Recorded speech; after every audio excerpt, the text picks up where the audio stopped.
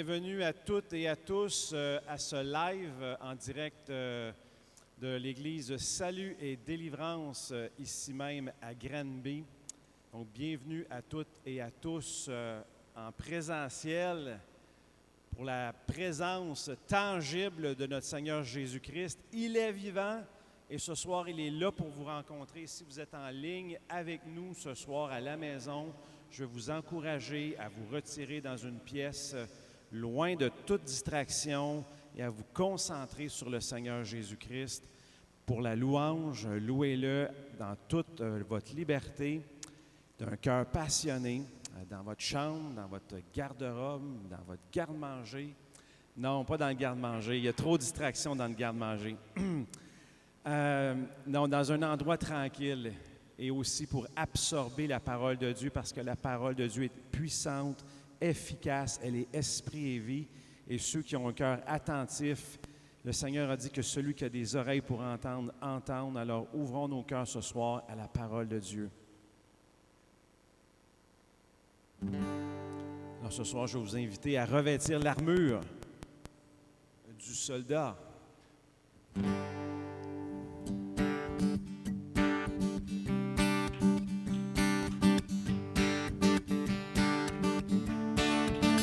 Je mets l'armure du bon soldat. Je mets l'armure du bon soldat de Jésus-Christ. Je ne vis plus pour moi, je vais au combat. Je vis pour le règne de mon roi. Je mets l'armure du bon soldat. Je mets l'armure du bon soldat de Jésus-Christ. Je ne vis plus pour moi, je vais au combat. Je vis pour le règne de mon roi. Je le dis une phrase, vous répétez. Je mets les chaussures du zèle et le casque du salut. Pris sans cesse par l'Esprit. Pris sans cesse par l'Esprit.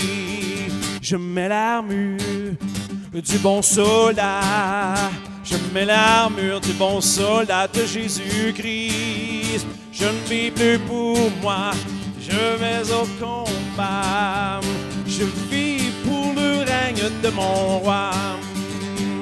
Je mets la ceinture de vérité et la cuirasse de charité. Pris sans cesse par l'Esprit. Pris sans cesse par l'Esprit. Je mets l'armure du bon soldat.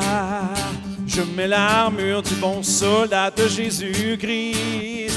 Je ne vis plus pour moi, je vais au combat. Je vis pour le règne de mon roi. Je prends le bouclier de la foi et l'épée de la parole. Pris sans cesse par l'Esprit. Pris sans cesse par l'Esprit. Je mets l'armure du bon soldat. Je mets l'armure du bon soldat de Jésus-Christ. Je ne vis plus pour moi, je vais au combat. Je vis pour le règne de mon roi. Pris sans cesse par l'Esprit. Pris sans cesse par l'Esprit.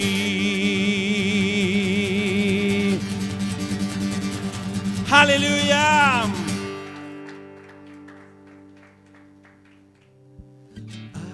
Adorons Jésus, prosternons nos cœurs, inclinons nos vies.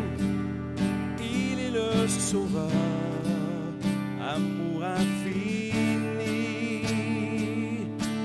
Adorons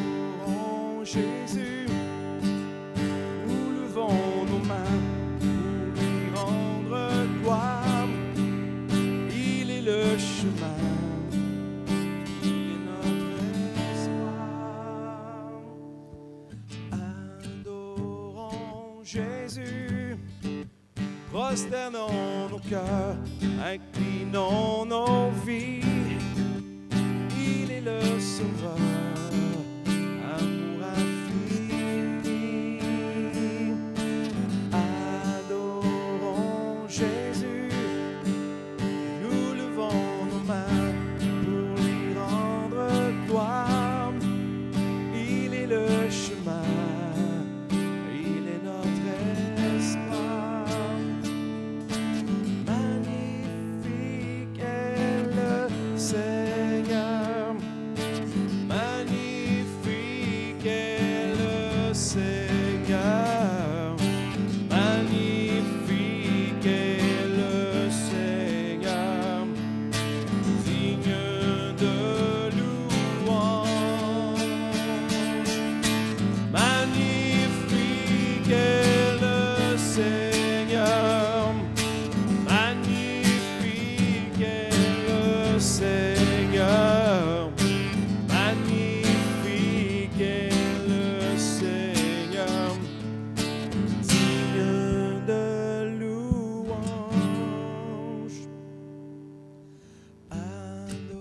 Adorons Jésus, prosternons nos cœurs, inclinons nos vies. Il est le Sauveur, amour infini. Adorons Jésus, nous levons nos mains pour lui rendre gloire. Il est le chemin, il est notre espoir. Adorons Jésus, prosternons nos cœurs, inclinons nos vies. Il est le Sauveur, amour infini. Adorons Jésus, nous levons nos mains pour lui rendre gloire. Il est le chemin, il est notre espoir.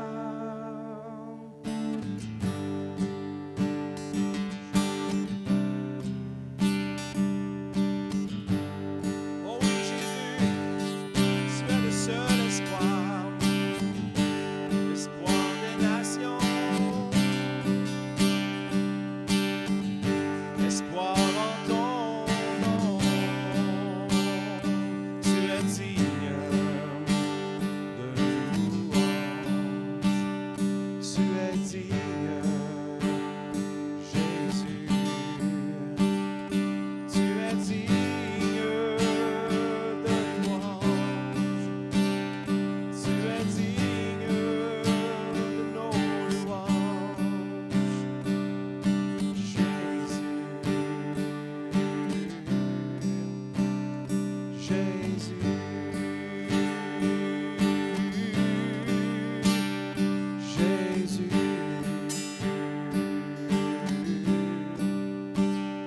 Jésus.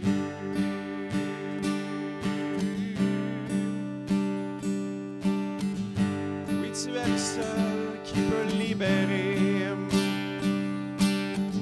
Oui, tu es le seul qui peut relever. Oui, tu es le seul qui peut remplir. Oui, tu es le seul qui peut délivrer. Jésus, l'espoir des nations. Jésus, l'espoir en ton nom. Jésus. Jésus. Jésus.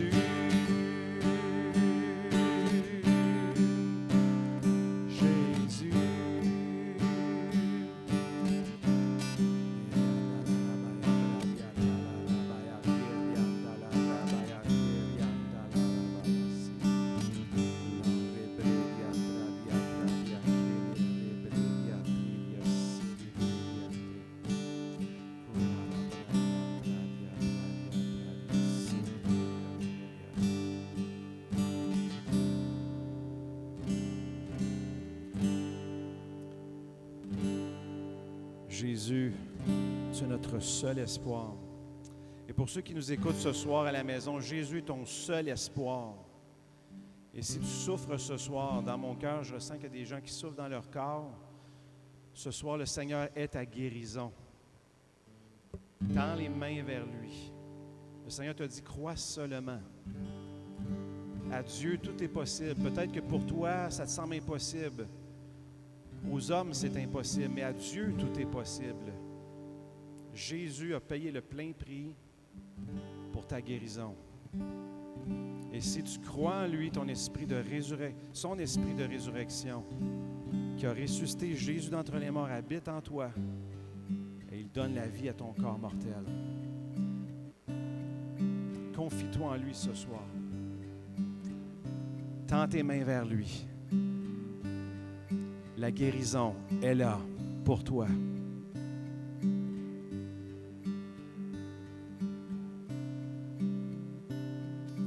Il est celui qui te guérit.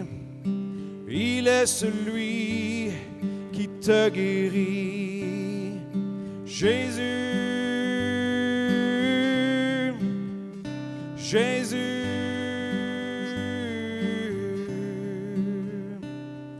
Je suis celui qui te guérit. Je suis celui qui te guérit. Jésus, Jésus.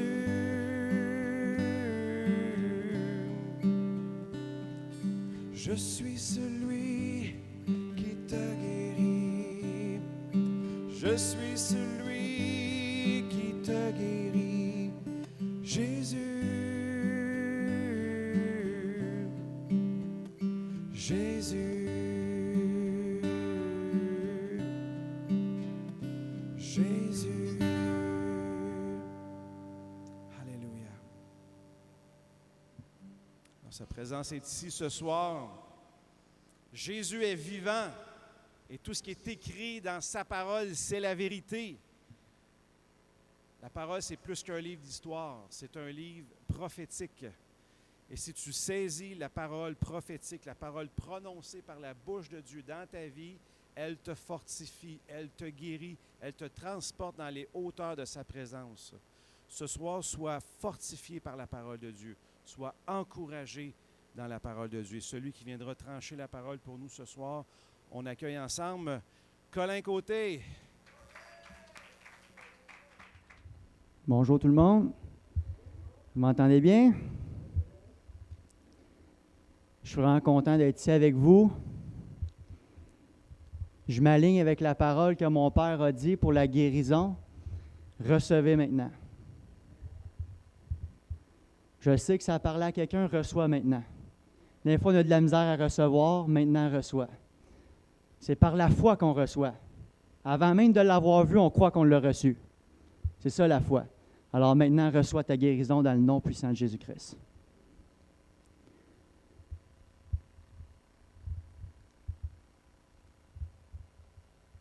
Je te remercie, Seigneur, pour ta présence ici en ce lieu. Merci pour ta puissance en action en ce moment même. Je te prie que tu viennes vraiment nous impacter par ta parole et vraiment que tu nous équipes, tu nous fortifies dans le combat. Et je te prie dans le nom de Jésus que le combat spirituel, ce soit un mode de vie pour nous en tant qu'enfants de Dieu, qu'on repousse toute puissance de l'ennemi et qu'il soit sous nos pieds. Dans le nom puissant de Jésus-Christ, Amen. Écoute, je ne sais pas vous autres, mais je suis arrivé ici, puis le fond, c'était ça. Fait que je pense que l'Esprit est d'accord pour que je parle sur le combat.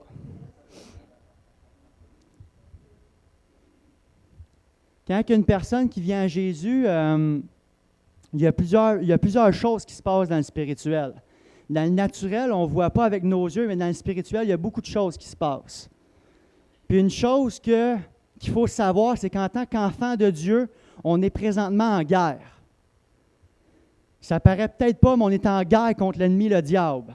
Le diable, ce qu'il veut, c'est absolument détruire les chrétiens, puis détruire la destinée, puis les plans de Dieu qu'il a déposés sur votre vie à chacun de vous.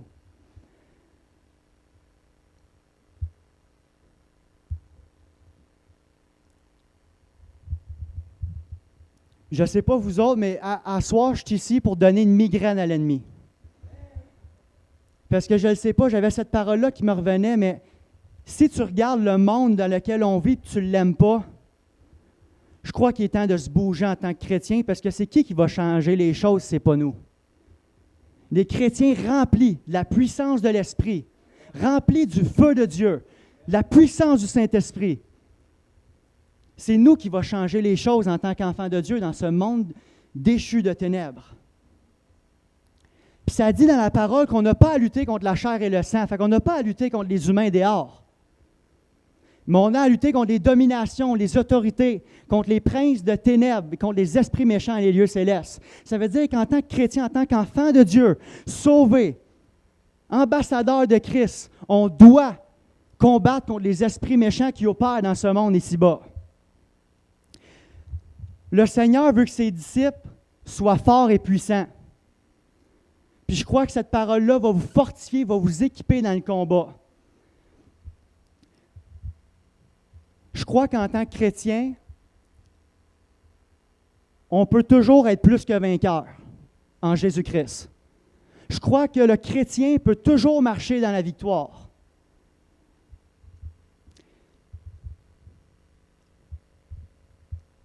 S'il y en a qui veulent prendre des notes, c'est le temps. J'ai vraiment des armes qui vont vous permettre de résister facilement aux stratégies, aux pièges, aux ruses du diable.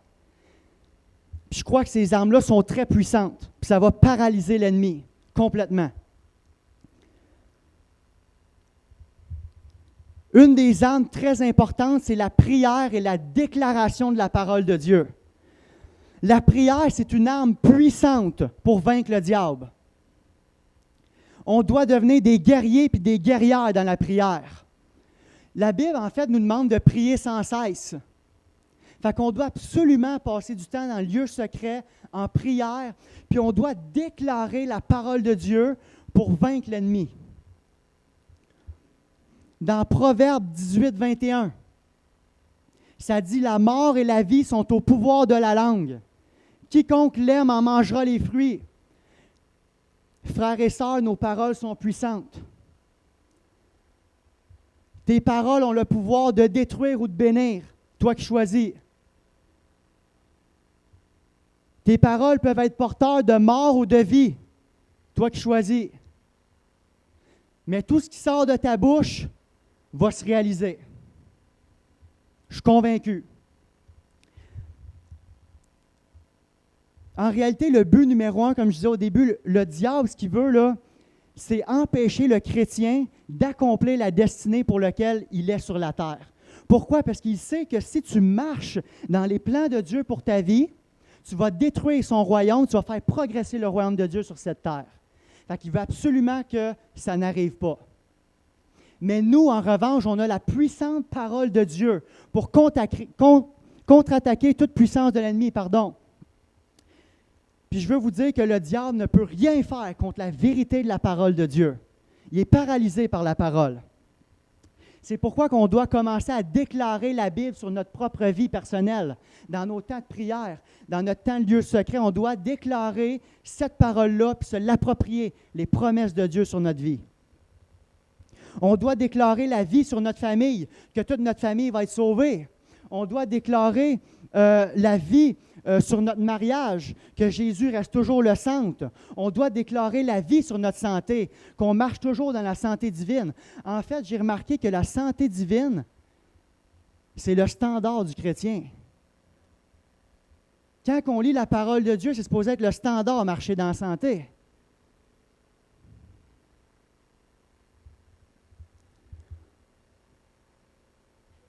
On doit déclarer la vie sur nos enfants pour qu'ils suivent l'enseignement qu'ils ont reçu dès leur jeune âge, qu'ils ne s'en détournent point. On doit déclarer une percée pour les âmes perdues, puis après ça, aller les chercher.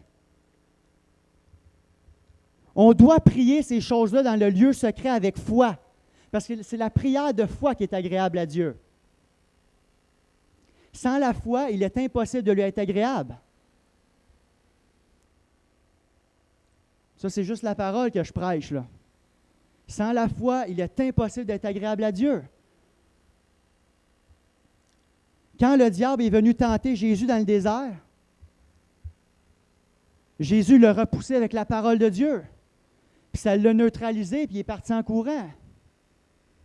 Pourquoi? Parce que le diable est paralysé par la parole de Dieu. Fait que je crois qu'il est temps, frères et sœurs, de déclarer la vérité de la parole sur nos vies, afin que l'ennemi soit paralysé complètement. Amen?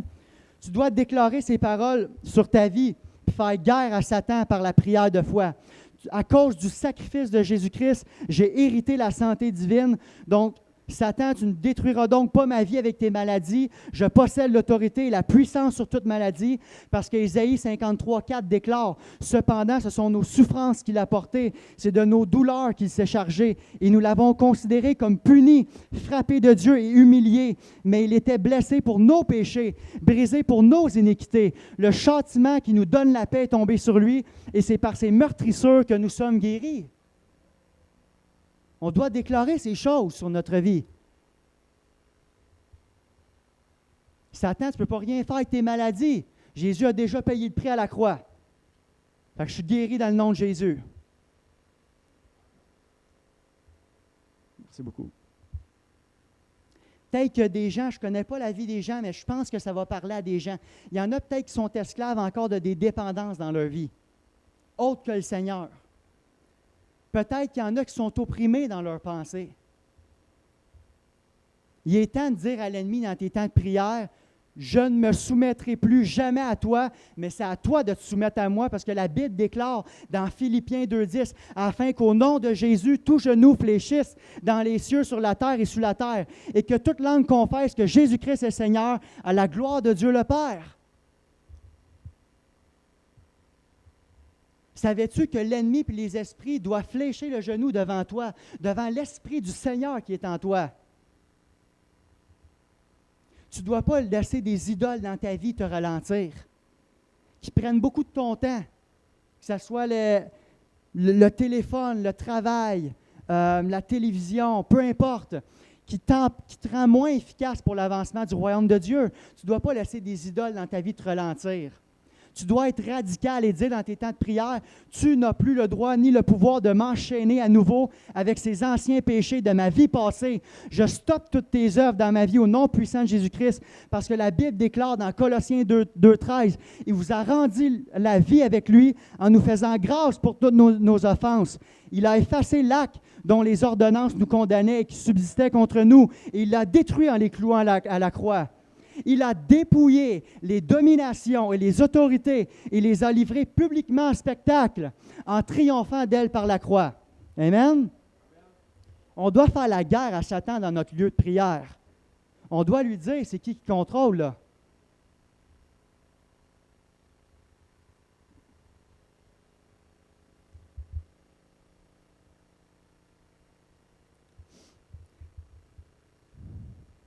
Je ne sais pas ce que vous pouvez vivre, mais si vous avez des idoles ou des dépendances dans votre vie, j'aimerais juste qu'on relise Colossiens 2:15.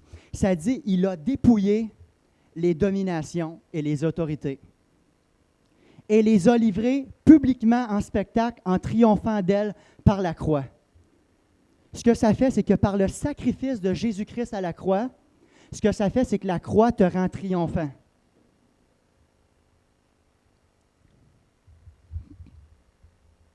Donc, la victoire, tu l'as déjà.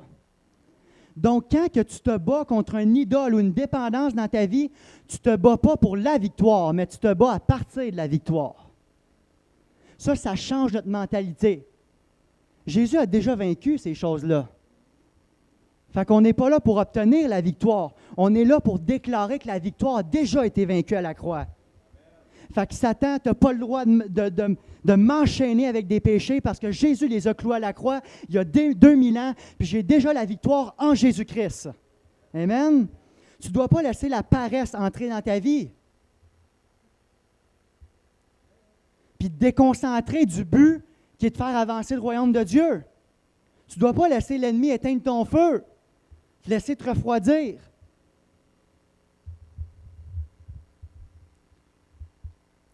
En fait, c'est Jésus en toi qui va amener la lumière dans le monde. Pas le monde qui va allumer le monde. C'est Jésus en toi qui va donner de la saveur à ce monde-là. C'est Jésus en toi qui va amener le réveil. C'est Jésus en toi qui va amener les gens à la repentance. En fait, ici-bas, on doit représenter le Seigneur. On est ici pour représenter le Seigneur. Ça dit dans Matthieu 5, 13, « Vous êtes le sel de la terre. » Il n'y a pas de saveur dans le monde si c'est vous qui l'amenez. Mais si le sel perd sa saveur, oh, avec quoi lui rendra-t-on? Il ne sert plus qu'à être jeté dehors et foulé aux pieds par les hommes. Vous êtes la lumière du monde. Une ville située sur une montagne ne peut être cachée. Et on n'allume pas une lampe pour la mettre sous le boisseau, mais on la met sur le chandelier et elle éclaire tous ceux qui sont dans la maison. Que votre lumière luise ainsi devant les hommes, afin qu'ils voient vos bonnes œuvres et qu'ils glorifient votre Père qui est dans les cieux. Tu dois déclarer dans le lieu secret, je pense que ça va parler à des gens ici, on doit déclarer dans nos moments de prière que notre famille va être sauvée. Notre famille va être sauvée. Je le déclare prophétiquement. Reçois-le par la foi. Ta famille sera sauvée. Ça dit dans Actes 16, 30, il les fit sortir et dit, « Seigneur, que faut-il que je fasse pour être sauvé? » Paul et Silas répondirent, « Crois au Seigneur Jésus et tu seras sauvé, toi et ta famille. » Reçois-le. Tu as cru au Seigneur Jésus, toi et ta famille. Reçois-le maintenant par la foi. Et ils lui annoncèrent la parole du Seigneur ainsi qu'à tous ceux qui étaient dans sa maison. C'est dans le lieu secret que les choses changent. La parole de Dieu que tu déclares sur ta vie s'accomplira. Il y a une deuxième arme assez puissante, c'est la louange et l'adoration. Deuxième arme, la louange et l'adoration. Acte 16, 19. Les maîtres de la servante, voyant disparaître l'espoir de leur gain, se saisirent de Paul et Silas. OK, Paul et Silas, ils ont chassé un démon de la servante. Mais les maîtres de cette servante-là se servaient de ses pouvoirs pour avoir un gain monétaire, avoir de l'argent. Mais là, ils ne pouvaient plus avoir de l'argent là, parce que l'esprit mauvais était chassé. Fait que les maîtres se saisissent de Paul et Silas, les traînèrent sur la place publique devant les magistrats. Acte 16, verset 20. Excusez-moi.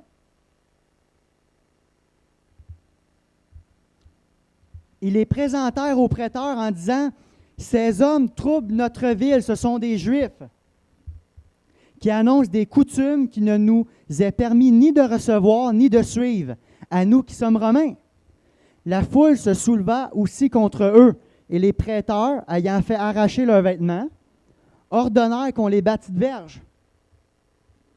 Après qu'on les eut chargés de coups, ils les jetèrent en prison et recommandant au geôlier de les garder sûrement. Verset 24. Le geôlier, ayant reçu cet ordre, les jeta dans la prison et leur mit les ceps aux pieds. OK? Fait que dans ce texte-là, Paul et Silas étaient en train de travailler à faire progresser le royaume de Dieu.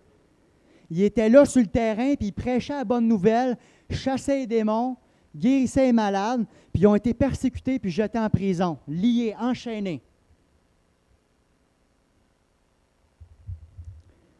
Mais j'aimerais vous dire que la louange envers notre Dieu, c'est une arme puissante.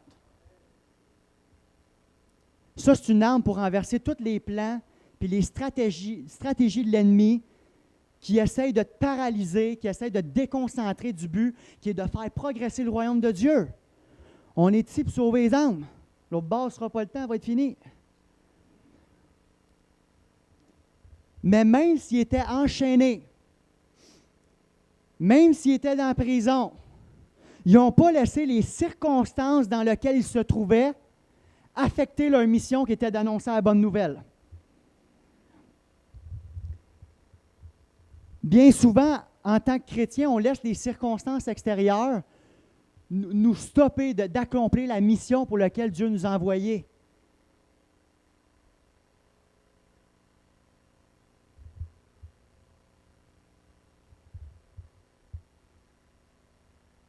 Des fois, on laisse les circonstances nous stopper, que ce soit la maladie ou le manque d'argent ou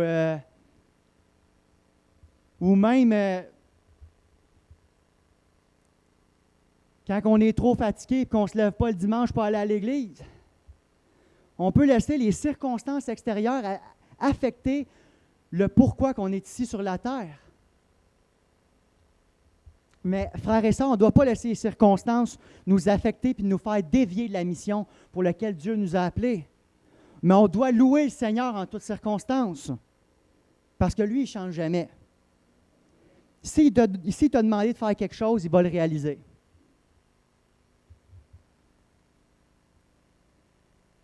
Si le Seigneur t'a dit d'aller à une place, il va pourvoir pour toi. La louange et l'adoration, ce que ça fait, c'est que ça réaligne nos pensées. Puis que peu importe l'adversité, le Seigneur est avec toi et il combat pour toi. Dieu, il veut que ses enfants lui fassent confiance puis que ses enfants le louent dans l'adversité. OK, là, Paul et Silas vivaient une adversité. Mais on va voir c'est quoi que Paul et Silas y ont fait dans Acte 16, verset 25. Puis vous allez comprendre. Vers le milieu de la nuit, Paul et Silas priaient et chantaient les louanges de Dieu. Et les prisonniers les entendaient. Verset 26, tout à coup, il se fit un grand tremblement de terre, en sorte que les fondements de la prison furent ébranlés au même instant. Toutes les portes s'ouvrirent et les liens de tous les prisonniers furent rompus. Ça, c'est la puissance de la louange et de l'adoration. Peu importe l'adversité, l'ennemi a essayé de stopper Paul et Silas. Puis peut-être c'est la même chose pour vous. Peut-être l'ennemi essaie de vous stopper parce qu'il sait que la place où c'est que le Seigneur vous a appelé, ça va faire du dommage dans le camp de l'ennemi. Fait qu'il essaie de vous mettre de la fatigue ou de vous décourager, de mettre des circonstances qui vont vous faire que vous n'allez pas faire la mission pour laquelle Dieu vous a appelé. Mais la louange et l'adoration réalignent nos pensées vers le réel but que Dieu t'a appelé à faire. Il y a de la puissance dans la louange. Dans la louange, l'impossible devient possible. La louange, ça transporte les miracles. La puissance et la gloire de Dieu est relâchée pendant la louange. Puis c'est ça qui est arrivé. On voit que Paul et Silas ont loué le Seigneur, puis il y a eu un gros tremblement là-dedans. Là. Ce n'est pas des petits liens et des petites prisons qui vont arrêter Paul et Silas. Dieu a appelé Paul et Silas à prêcher la bonne nouvelle. Fait que ce n'est pas une petite prison qui va les arrêter.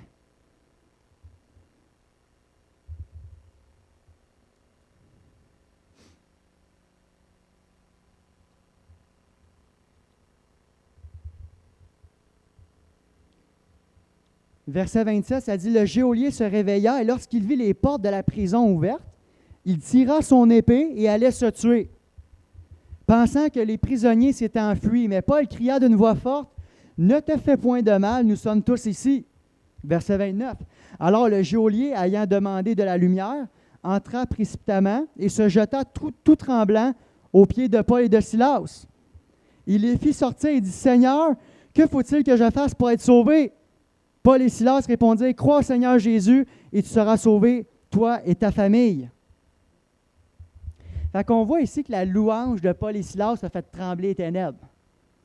Les ténèbres, on ne peut rien faire.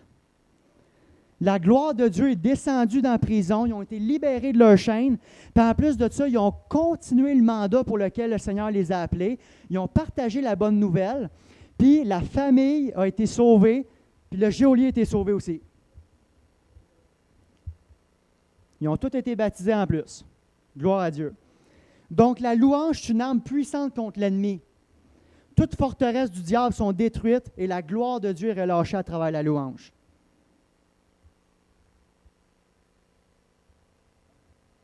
OK.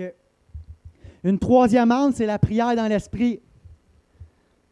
Non, je l'aime celle-là. OK. Dans Éphésiens 6, 18, ça dit « Faites en tout temps ». Pas mal tout le temps, ça. Par l'Esprit, toutes sortes de prières et de supplications. Veillez cela avec une entière persévérance et priez pour tous les saints. OK, il y a de la puissance dans la prière dans l'esprit. La prière en langue, c'est toujours une prière parfaitement adressée à Dieu. C'est esprit à esprit. Dieu est esprit, puis la prière en esprit, c'est une communication puis une connexion parfaite entre nous et le Seigneur. Dans Éphésiens 6, on voit que la prière dans l'esprit, c'est une arme du chrétien. Littéralement, c'est une arme. La prière dans l'esprit, ça fait bouger les choses dans le monde spirituel. Les mauvais esprits n'aiment pas ça. Dans Jude 1, 20, ça dit « Pour vous, bien-aimés, vous édifiant vous-même sur votre très sainte foi en priant par le Saint-Esprit. » Donc, on voit que la prière dans l'esprit t'édifie. Ça pose une fondation, une base solide pour ta vie chrétienne. Ça te rend fort aux situations qui t'entourent. La prière dans l'esprit, ça construit ta foi. En fait, la prière dans l'esprit, c'est la 7e arme de l'armure du chrétien. Ça, cette arme-là, ça t'aide à te progresser dans les 6 premières. La prière dans l'esprit, là, c'est vital pour le chrétien. C'est la prière dans l'esprit qui te révèle la vérité de la parole de Dieu. C'est la prière dans l'esprit qui t'amène à marcher dans la sainteté. C'est la prière dans l'esprit qui te donne le zèle pour annoncer l'Évangile. C'est la prière dans l'esprit qui te fait marcher par la foi. C'est la prière dans l'esprit qui te révèle la grandeur de ton salut. C'est la prière dans l'esprit qui te révèle la puissance de la parole de Dieu. Prier dans l'esprit, c'est une communion parfaite avec le Seigneur notre Dieu. Alors, je ne comprends pas pourquoi un chrétien sur la terre hésiterait à prier en langue. Ça dit prier en tout temps. Comment qu'on va faire prier en tout temps en français? Manque d'idées à un moment donné, là. Non? Rien que moi? On doit prier dans l'esprit. On doit prier en tout temps dans l'esprit. À travers la prière en langue, c'est là que Dieu déverse les plans qu'il a pour toi. C'est là qu'il déverse sa puissance sur toi. C'est la prière dans l'esprit, c'est le souffle de l'Église. Sans prière, elle va dropper, ce ne sera pas long. C'est dans cette atmosphère-là que l'Église a commencé, dans Acte 2. La prière dans l'esprit, c'est que ça nous propulse à accomplir la mission que Dieu nous a confiée sur cette terre. On doit retourner dans Acte 2. On doit retourner zélé pour la prière. C'est là que le changement s'opère. Ça paralyse l'ennemi complètement. OK, 4e arme, c'est l'amour.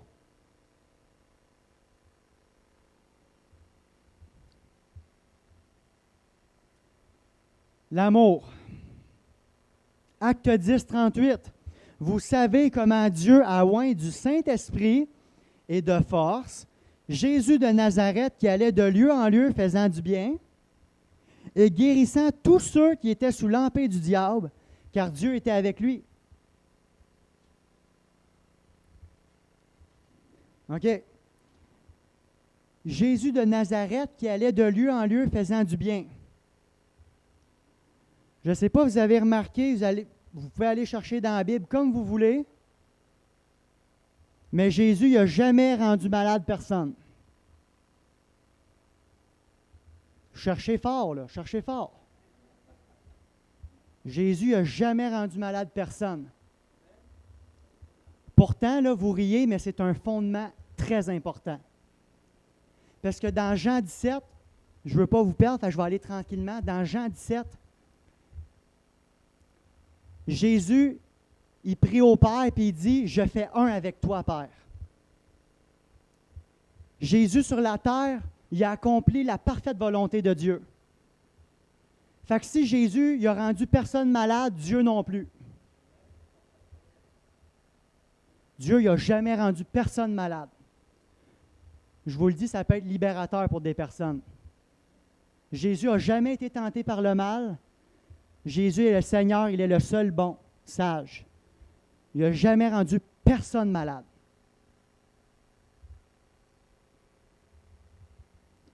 La volonté de Dieu, là, c'est que tous soient guéris et que tous arrivent à la repentance. Ça, c'est sa volonté.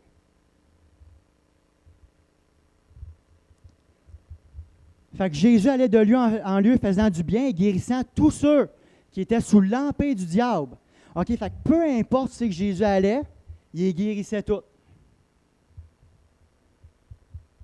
Ça, tout, là, ça veut dire qu'il n'en manquait pas un.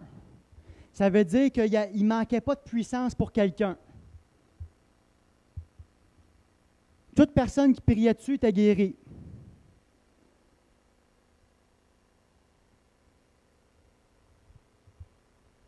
Vous êtes encore là? Des fois, c'est dur, mais c'est la parole. Peu importe les chaînes, peu importe les maladies, ils les guérissaient tous par amour pour eux.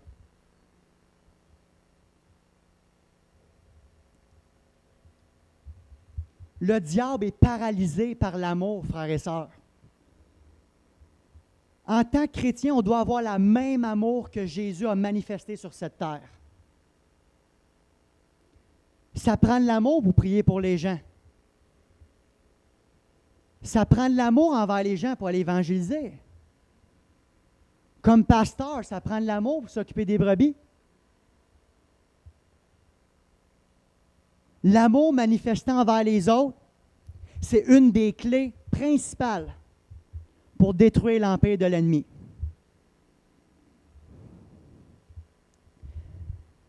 Ça dit dans Proverbe 25, au verset 21. Proverbe 25, verset 21.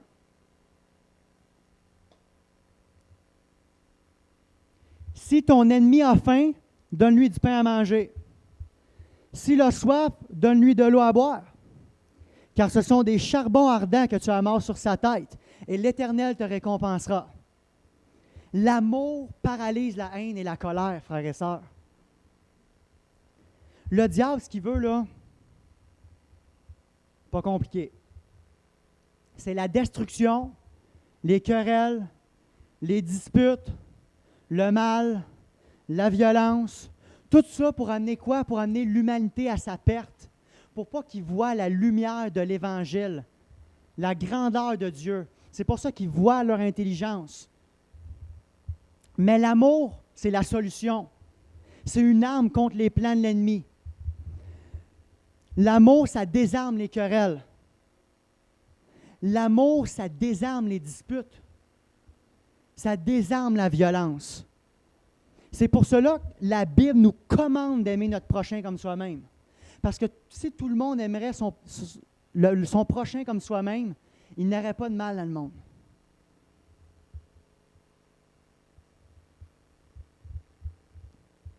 L'amour de Dieu qu'on porte en nous, ça détruit l'empire de Dieu. C'est comme ça qu'on va combattre l'ennemi à chaque jour. L'amour qu'on a envers les autres. Ça dit dans Romains 12, commençant au verset 17, « Ne rendez à personne le mal pour le mal.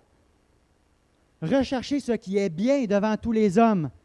S'il est possible, autant que cela dépend de vous, soyez en paix avec tous les hommes. Ne vous vengez point vous-même, bien-aimés, mais laissez agir la colère, car il est écrit à moi la vengeance, à moi la rétribution, dit le Seigneur. » Puis là, ça continue, « Mais si ton ennemi a faim, donne-lui à manger, et s'il a soif, donne-lui à boire, car en agissant ainsi, ce sont des charbons ardents que tu amasseras sur sa tête. Ne te laisse pas vaincre par le mal, mais surmonte le mal par le bien. » Amen? Fait que le seul moyen de vaincre le mal dans le monde, qui est causé par ceux qui se soumettent au diable, le seul moyen, c'est de faire comme Jésus faisait. C'est en allant de lieu en lieu, faisant le bien et guérissant tous ceux qui sont sous l'emprise du diable par amour pour eux. On doit répandre l'amour de Jésus-Christ sur cette terre. Ça paralyse l'ennemi. C'est une arme très puissante. Dernière arme, c'est l'autorité du chrétien.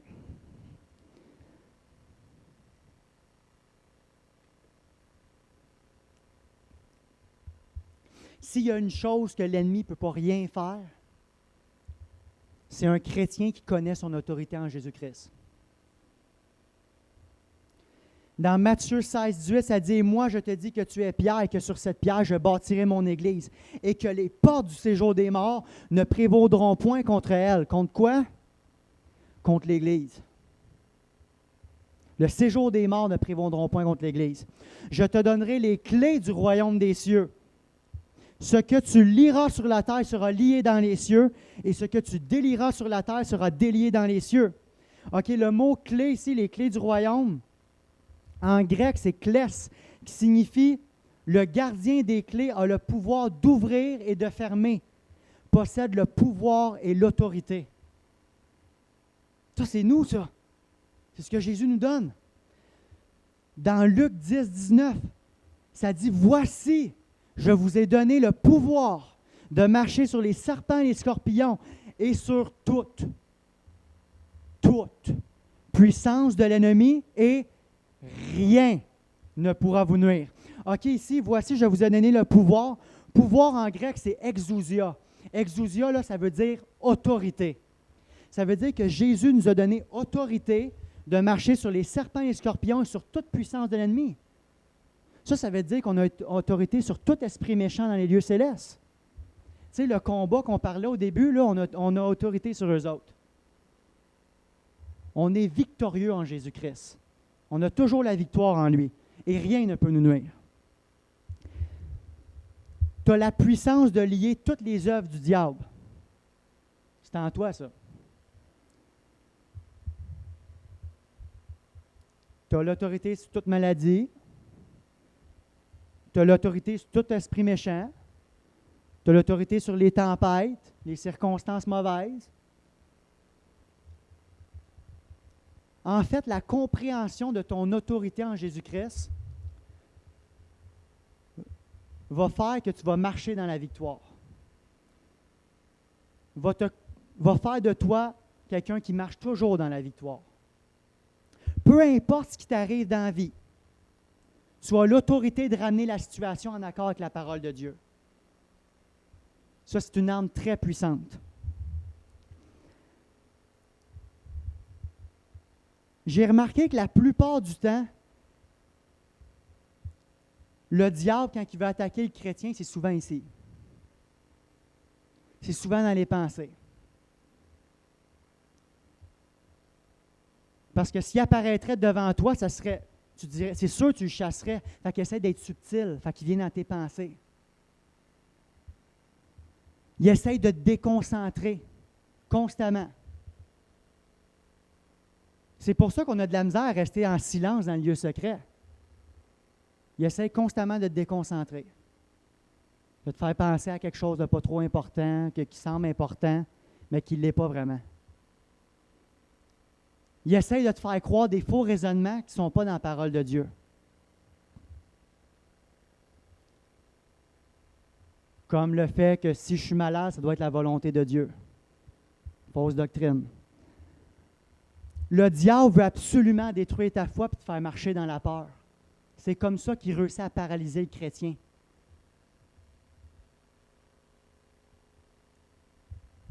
Mais en tant que chrétien, ça dit dans la parole que nous avons la pensée de Christ.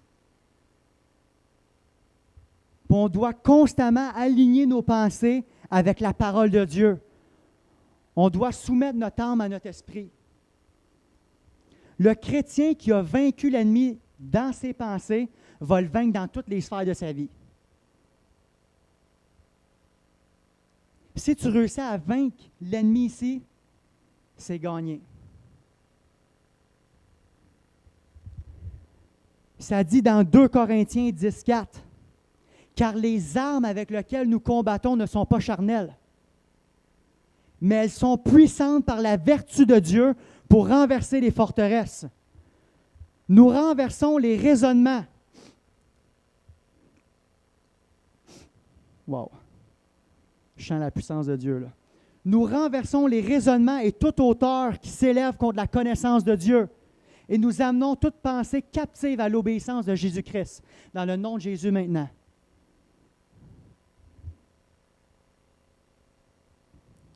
Peut-être qu'il y en a qui sont opprimés dans leurs pensées.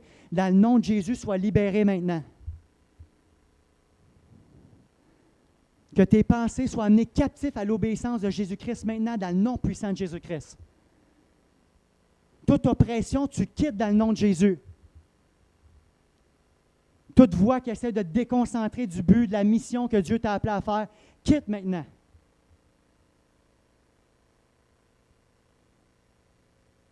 Je crois qu'il y en a qui viennent d'être libérés dans leurs pensées maintenant.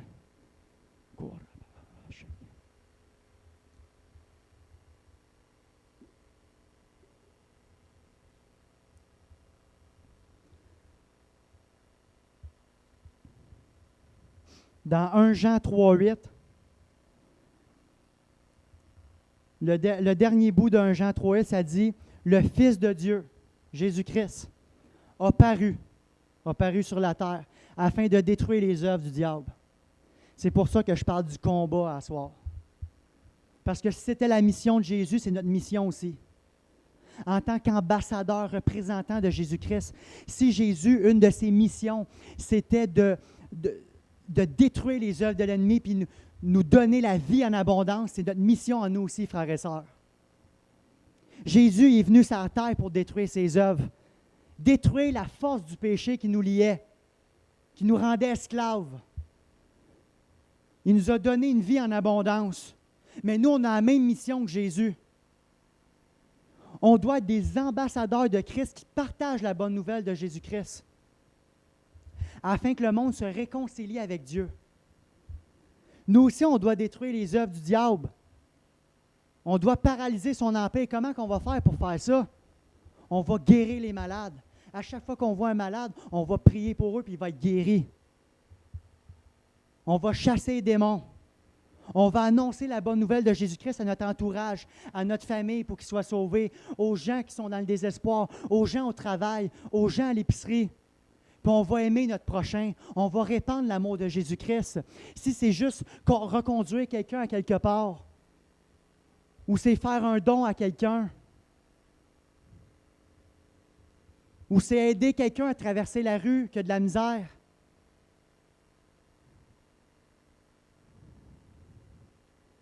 Le diable n'aime pas ça, voir des chrétiens dans l'amour, qui aiment les gens que nous ne connaissons pas.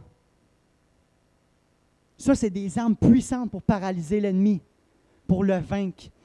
J'aimerais finir avec un dernier passage dans Deutéronome 28, commençant au verset 1, puis je vais skipper des versets. Je crois que c'est vraiment un verset de conclusion. Puis je prie ce verset-là, je déclare ce verset-là sur vos vies. Dans le nom de Jésus, je le déclare puissamment, que c'est ça qui va vous arriver. Dans Deutéronome 28.1, ça dit « Si tu obéis à la voix de l'Éternel, si tu obéis à la parole de Dieu, en observant et en mettant en pratique tous ses commandements, l'Éternel, ton Dieu, te donnera la supériorité sur toutes les nations de la terre. » La supériorité. Voici toutes les bénédictions qui se répandront sur toi. Je le déclare maintenant sur ta vie et qui seront ton partage.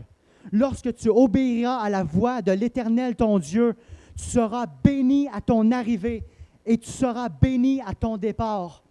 L'Éternel te donnera la victoire sur tes ennemis qui s'élèveront contre toi.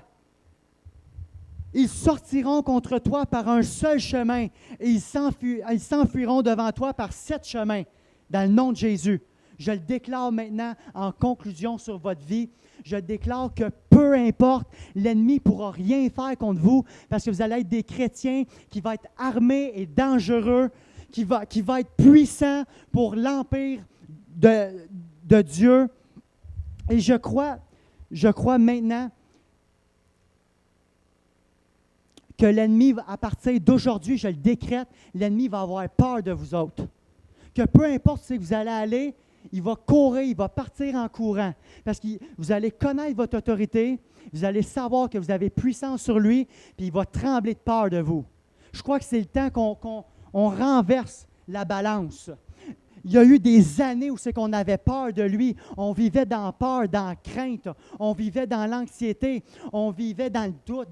Mais là, maintenant, c'est le temps que ce soit lui qui ait peur de nous autres. C'est lui qui va avoir mal à la tête parce qu'on va être des chrétiens qui vont connaître notre autorité dans le nom de Jésus.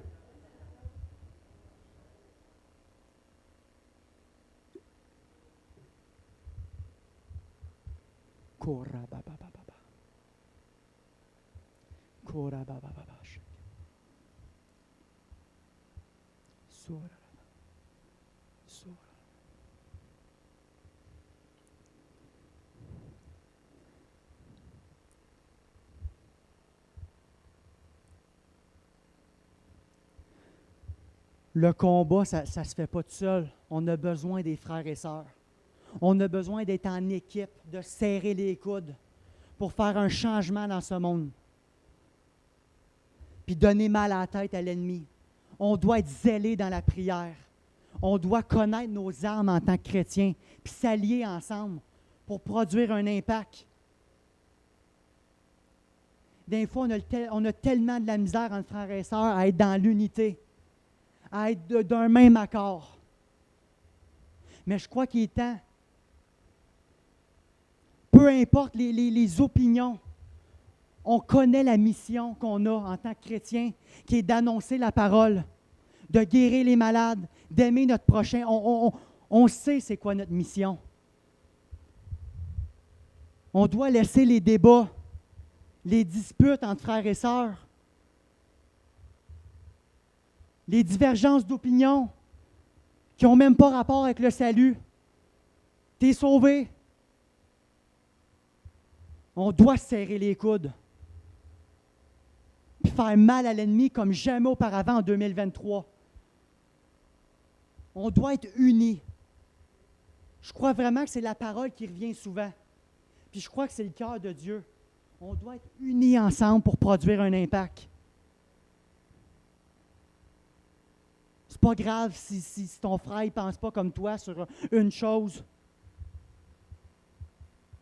L'important, c'est que vous avez la même mission, puis que les deux, vous marchez dans la sainteté, puis que vous êtes zélés pour la prière, puis que vous avez à cœur les âmes.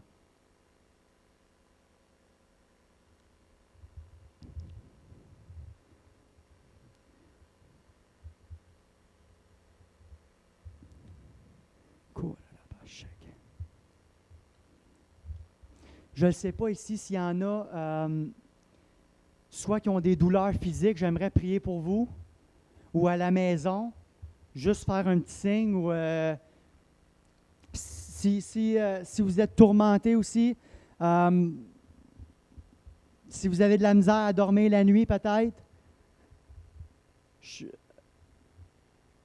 suis là pour vous, je suis là pour prier pour vous. Je crois que le Seigneur, il veut libérer tout le monde. Je crois que le Seigneur veut guérir tout le monde. Je sais que c'est sa volonté. Fait que je prie maintenant, si vous avez une douleur physique, juste de vous avancer, là où vous êtes ou à la maison, juste faites signe, je vais prier pour vous. Puis je crois que vous allez être guéri puissamment. Je crois que vous allez être guéri.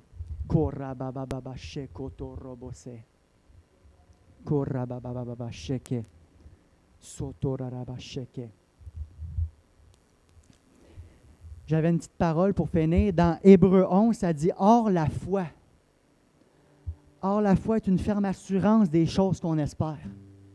Une démonstration de celles qu'on ne voit pas. Fait que les personnes que je vais prier pour vous à la maison ou ici, recevez par la foi.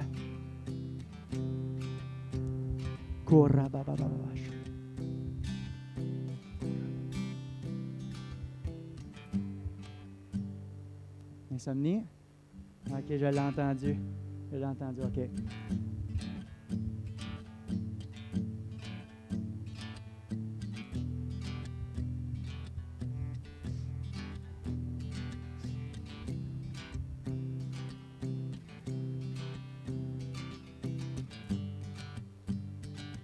Il m'en vient, ce sera pas long.